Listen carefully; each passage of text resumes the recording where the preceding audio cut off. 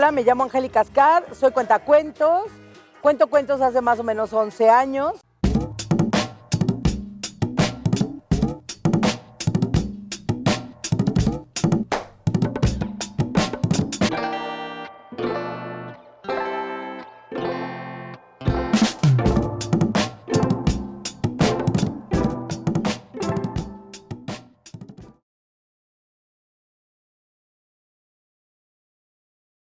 Realmente yo empecé en el mundo de los cuentos hace 25 años haciendo lectura en voz alta. Después de un tiempo de hacer lectura en voz alta, parecería casi que de manera natural me llevó al escenario y empecé a contar cuentos. Y de eso tengo 11 años, que son justo los años que tengo viviendo en Querétaro.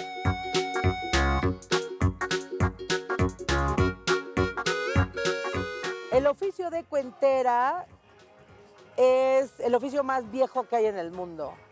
Ese sí es el oficio más viejo del mundo, porque lo primero que los seres humanos hicimos fue contarnos historias los unos a los otros. Historias de la vida cotidiana primero y después ya historias que iban incluyendo fantasía u otros elementos. Un cuentero, una cuentera es una persona que se para frente a un público y que cuenta una historia en un lenguaje que va de lo cotidiano, del lenguaje cotidiano al lenguaje literario, es decir, hace como un mix entre los dos y mantiene la atención del público con los hechos que va narrando. Es un oficio que es muy viejo precisamente porque recordemos que lo primero que nosotros vimos cuando estábamos en la caverna sentados semidesnudos era las sombras proyectándose contra la pared y alguien narrando una historia de lo que pasaba en el día a día de ese grupo, por ejemplo, ¿no?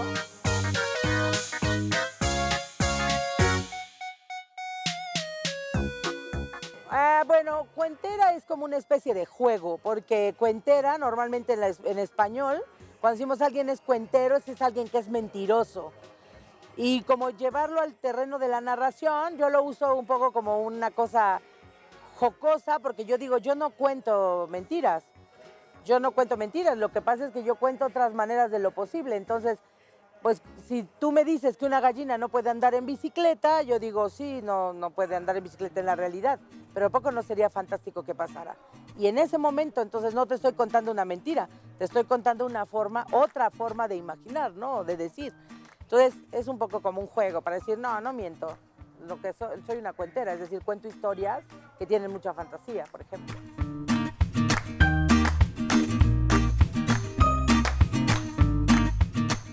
Un cuentista sería alguien que se dedica también un poco más a escribir las historias, ¿no? No tanto a narrarlas como a escribirlas. Y yo reescribo las historias de otros.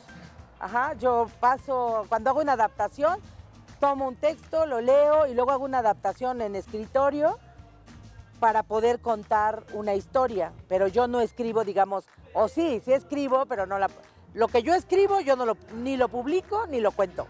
Está ahí metido en un cajón. Entonces no soy una cuentista porque no escribo cuentos, solo los cuento, digamos.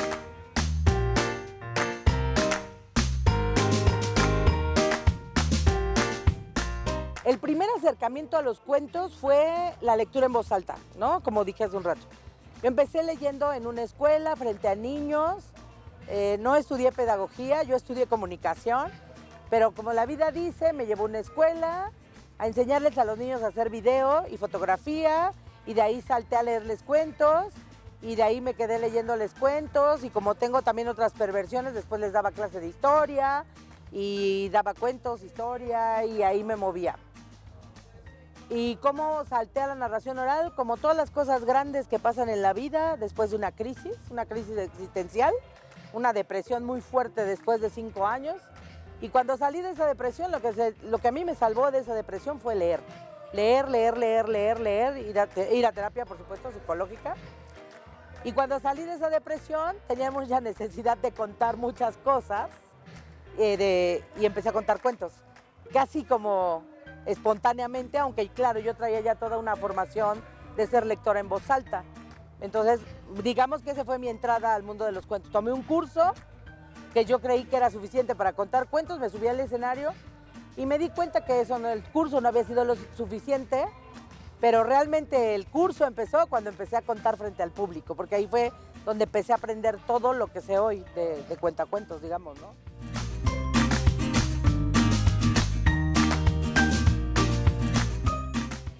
Cualquiera puede ser un cuentacuentos, cualquiera, pero hay que comprometerse.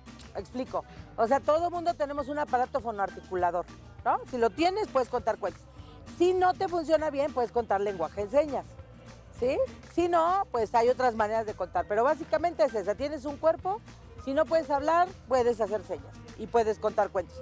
Ahora, ¿qué se necesita? Pues así suena muy sencillo, pero ¿qué se necesita? Hay que leer mucho. Leer todo el tiempo, leer en cualquier lado. Pero no solamente leer para contar, leer para formarte, porque tú lo que tienes que tener es una cabeza llena de imágenes. Porque cuando tú tienes una cabeza llena de imágenes, si yo te digo mar, y yo te digo mar azul, y yo te digo mar con palmeras, entonces tú te lo vas a imaginar, pero tú te lo vas a imaginar porque yo me lo estoy imaginando, o porque yo ya lo vi, o porque yo ya me lo imaginé previamente cuando lo leí. Yo no creo que haya otra manera más que leer. O sea, nosotros somos un vínculo ahorita entre la palabra escrita y el público. Entonces, lo que necesitas es leer y comprometerte con la palabra, porque cuando uno habla, todo lo que uno dice tiene peso. A las palabras no se las lleva el viento, las palabras se quedan en las personas, anidan, les horadan por dentro, les lastiman o les hacen sentirse felices. Entonces, uno se tiene que responsabilizar muchísimo de lo que cuenta y de lo que le dice al otro, porque las palabras se pueden volver cuchillos o se pueden volver abrazos. Entonces, yo les diría, es eso, tienes que responsabilizarte de lo que dices, ver qué cuentas, saber desde dónde lo cuentas, si lo cuentas desde tu enojo, si lo cuentas desde tu alegría. Por eso cualquiera que se suba al escenario no se vuelve cuentacuentos. Pues hay un montón de gente que le está haciendo al loco subiendo en un escenario contando historias que no tienen corazón, porque no la pasan por ningún lado digamos, de lo que son como personas, ¿no? Entonces, eso es lo que se necesita, comprometerte con la palabra y saber que lo que dices cae en otra persona y que eso es una gran responsabilidad.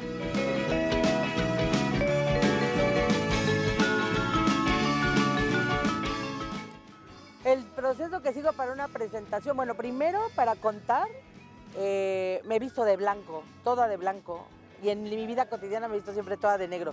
Soy monocromática porque no me cuesta mucho trabajo combinar colores, pero me he visto de blanco y llevo motivos indígenas, de preferencia ñañú, porque mi madre es ñañú, en el chaleco. Ahí hay algo, así ya, es decir, ya cuando me visto hay una cosa muy simbólica, digamos me vuelvo cuentera. Ahora ya soy cuentera, estoy vestida de cuentera, ahora ya me volví cuentera.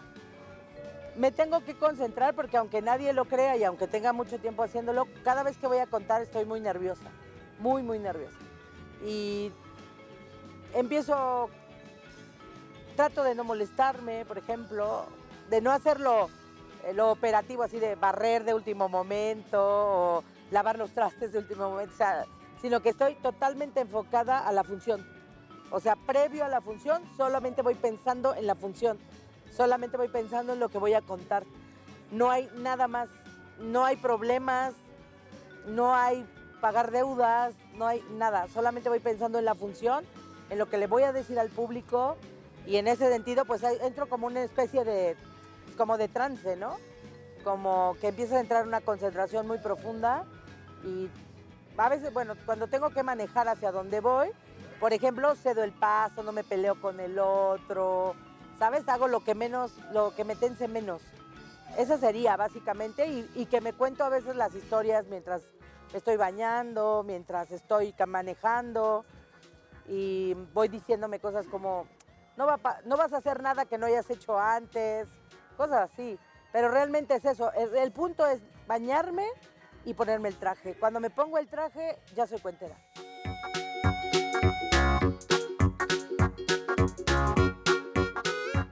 Mi primera presentación, así como tal, como una función, digamos, de una hora, fue aquí en el Centro Cultural Manuel Gómez Morín. Sí, hace más o menos como 11 años. Ahí en el Centro Cultural tuve la fortuna de llegar y decirles, yo soy cuentacuentos. Sí era, pero todavía me faltaba mucho camino por recorrer. Pero me prestaron el espacio y la primera presentación fue en lo que se llama el Triángulo del Paralelepípedo de la Biblioteca Infantil de aquí del Centro Cultural Manuel Gómez Morín, ya hace 11 años, 10, 11 años más o menos.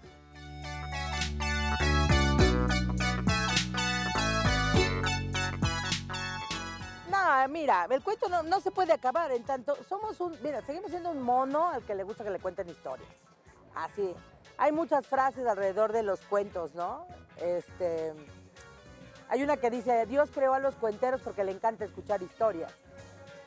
Mientras estemos acá sobre la faz de la tierra, nos va a gustar que nos cuenten historias. Y pueden existir muchos otros soportes, ¿no? O sea, cada vez hay más plataformas donde se pueden ver historias. Tú puedes seleccionar ver 2 capítulos, 70 capítulos, 80 capítulos en un día de una serie, por ejemplo. Puedes ver todo el cine que quieras prácticamente sin moverte ya de tu casa. Pero el cuentacuentos lo que tiene es que te toca y te vuelve humano. Te recuerda que eres humano. Te recuerda que seguimos siendo un mono pelón. Eso es lo más interesante. Somos el único mono que sonríe. Bueno, ahí está. Eso es lo que hace, que humaniza muchísimo. La palabra nos humaniza, la palabra nos devuelve la humanidad perdida incluso. Todas las terapias psicológicas están basadas en eso, en que uno vaya y diga, que el otro te diga, que tú digas. Bueno, esa palabra, ese proceso un poco terapéutico también sucede cuando se cuentan los cuentos. La gente descubre verdades. El cuentero descubre verdades de sí mismo cuando escoge un cuento. Se la dice a la gente a su vez encuentra verdades ahí. Mientras eso siga sucediendo, es decir, mientras sigamos siendo este mono que somos hoy, eso no va a acabar. El futuro de los cuentacuentos no se va a acabar. Siempre vamos a buscar foros para contar, aunque sea bajo de un árbol. Hay cada vez más gente interesada en que sus niños escuchen cuentos, en que sus niños escuchen historias que no son las historias tradicionales, ni son las historias de Disney. Hay mucha recuperación de la palabra indígena, por ejemplo. Ahí tenemos una fuente prácticamente inagotable de historias. Los cuenteros no nos vamos a morir, vamos a cambiar, vamos a mutar de cosas. Porque cada vez además tenemos más herramientas, ¿no? Es decir, cada vez somos más cuenteros los que cantamos, somos más cuenteros. Hay cuenteros que bailan, hay cuenteros que tocan un instrumento. Yo creo que va a ser eso, que vamos a diversificar la manera de contar, pero de que nos acabemos, no nos acabamos. Tenemos siempre buen futuro. Eso es un hecho.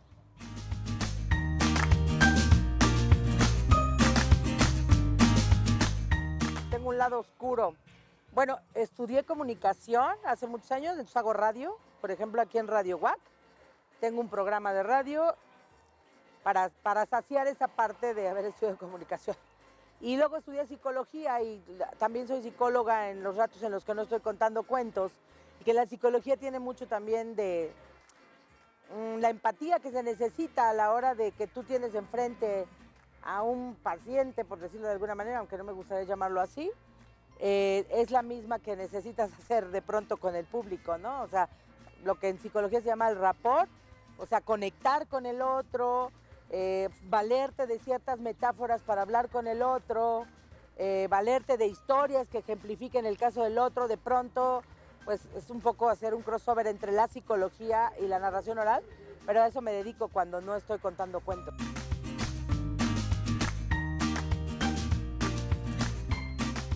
Esta época muy apresurada, muy automatizada y además muy lejana el uno del otro, ¿no? Yo agregaría, digamos.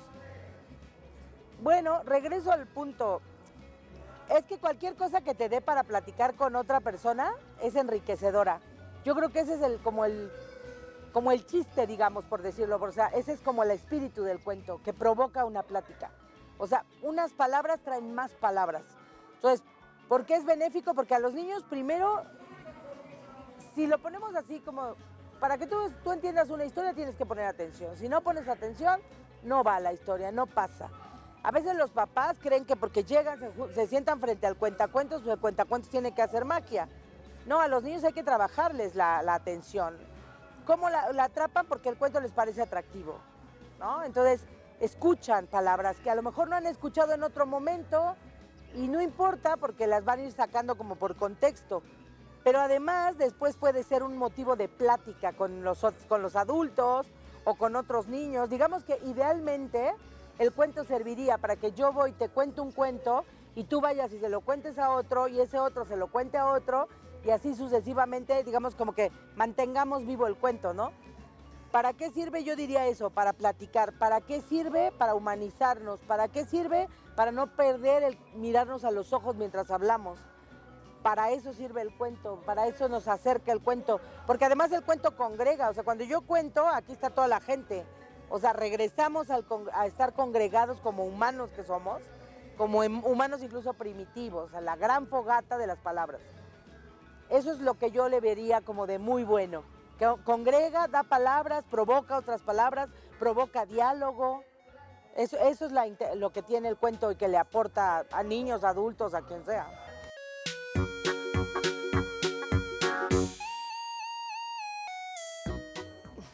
La lectura son como dos cosas distintas, porque la lectura de cuentos, bueno, primero da más vocabulario, hay incluso cadenas neuronales que se activan a la hora en la que un niño esté expuesto a la lectura.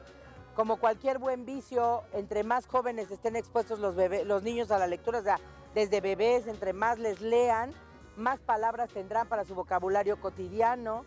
Lo otra es que les da la posibilidad de comunicar, de buscar palabras para decir lo que sienten, que eso es algo también muy importante. La lectura de cuentos también otra vez nos acerca al otro, nos hace... La lectura bien hecha, digamos, de cuentos, la lectura por placer, no para que te pregunten quién es el personaje principal y en qué escenario se estaba desarrollando la acción, porque eso mata al cuento. No, la lectura de cuentos por placer, por estar juntos, por estar aquí compartiendo, digamos, ¿no? La lectura puede llevarte a imaginar, pero no solamente a imaginar lo que te está proponiendo el autor en ese momento, te lleva a que tú empieces justamente a usar tu imaginación, y ese usar tu imaginación te puede llevar a que tú imagines también otras formas de tu propia vida, ¿no? O sea, la literatura es muy expansiva en el sentido de que sería como aventar una piedra al agua. Tú sabes dónde cae, pero tú no sabes hasta dónde va a dar. Hay gente para que la lectura fue tan entrañable que le salvó la vida y no se colgó porque quizás iba a perder todos los libros, o no se mató porque se iba a perder todos los libros por leer que tenía encima del buró, ¿no? O porque un libro te dijo algo tan contundente que te hizo decir, pues estar vivo vale la pena, ¿no? Digamos, hasta ahí ya iría la lectura. Por otro lado, pues es un acompañamiento para cuando uno no tiene a nadie con quien compartir. Y la narración, regreso a lo mismo. Esa sería la lectura. Y los cuentos sería comunicarte con el otro.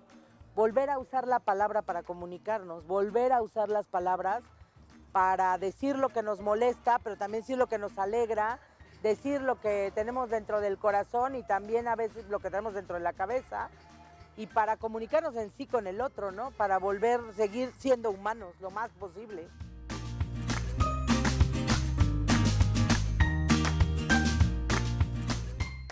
No es una historia en sí, no, tengo como un repertorio. Me gustan a mí mucho, no diría una historia en particular.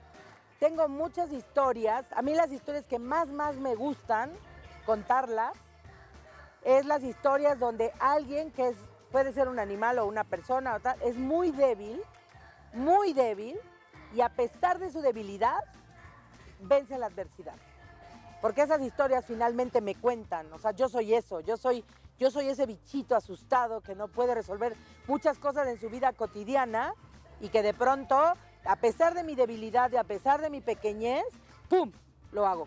Esas son las historias que más me gustan, las historias donde el débil es capaz de sobreponerse a su debilidad, de ir por encima de su debilidad y, sin dejar de ser débil, triunfar. Esas son las historias que más me gustan. Esas historias son las que más me gusta contar incluso.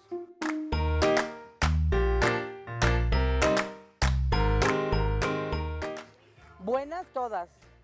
O sea, es decir, siempre que cuento, por muy simple que sea la función, siempre es gratificante. Hay algo que lo vuelve gratificante. Hasta las malas funciones, las muy malas funciones, te enseñan cosas de ti como cuentero, ¿no? Y eso es algo importante. Siempre he tenido buenas experiencias.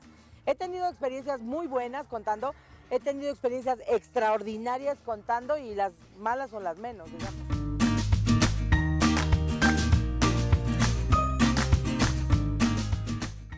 Una presentación mala, muy mala, muy mala. en un club en Ciudad de México, en un club de ricos, muy ricos, gente muy, muy, muy rica, que nos contrataron para contar cuentos, y porque éramos dos cuenteras, una francesa y yo, que también es mi amiga, y durante la función nunca nos hicieron caso, nunca nos miraron, todo el tiempo estuvieron viendo sus teléfonos, platicando entre ellos, hablando a los gritos, comiendo, atravesándose los unos. Durante 1 hora estuvieron haciendo eso. Entonces nosotras decíamos, nos decíamos la una a la otra, que podíamos incluso cambiar las historias. Podríamos haber empezado contando de un gusano y terminar contando de un caballo, y esas gentes nos hubieran dado cuenta. Pero cuando terminó la función nos aplaudieron y todo, o sea, muy educados, pero yo te aseguro que jamás supieron ni qué hacíamos ahí, ni nada. Nunca nos pusieron atención, ni siquiera creo que nos miraban. Creo que esa fue una muy mala experiencia, muy, muy mala experiencia, porque quedamos con una sensación de, pues nada más fuimos a hacer como un poco, si un payaso hubiera bailado ahí enfrente, lo hubieran visto más, te lo digo así. Esa es una muy mala experiencia que tengo contando cuentos.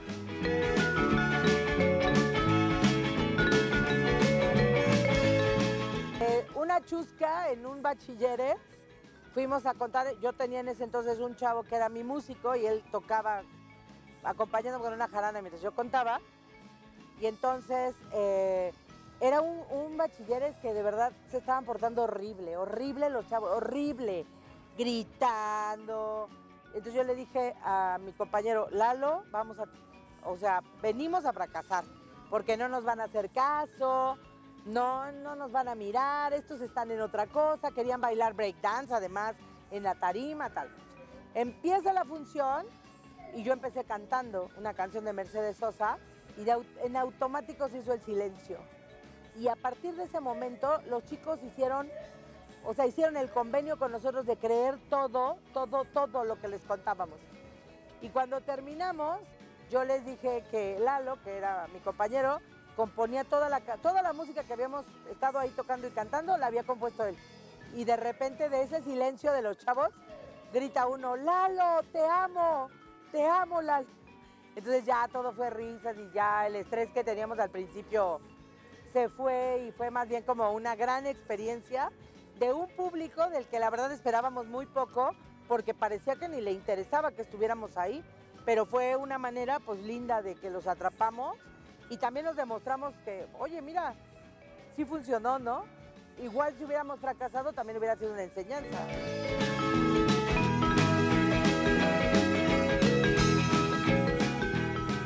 No tengo un cuento favorito, la verdad no. Así uno específicamente, no, pero hay unos cuentos a los que les tengo profundo cariño.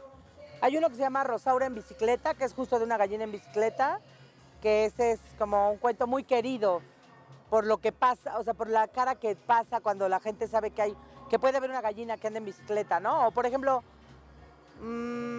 esa de la gallina, hay una canción que se llama, un cuento que se llama Niña Bonita, que yo canto una canción negra antes. Esa se ha vuelto como favorita por el éxito que tiene, pero no hay un cuento específico que quieras más, pero no, más bien es como en el momento, son amores momentáneos.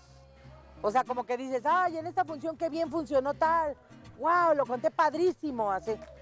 No es tu favorito, pero lo contaste muy bien.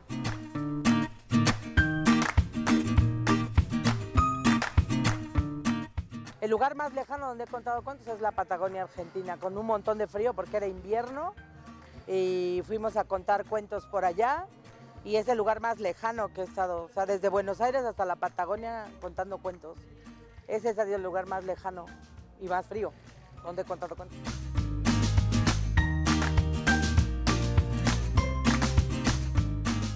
Bueno, una que es así como, hay varias recompensas. Una que es así totalmente mundana, banal, pero que es muy importante para la vida, que es cobrar por una función y ganar dinero, ¿no? Eso es, es la menos importante en orden jerárquico, pero a la vez pues te sirve también para sobrevivir.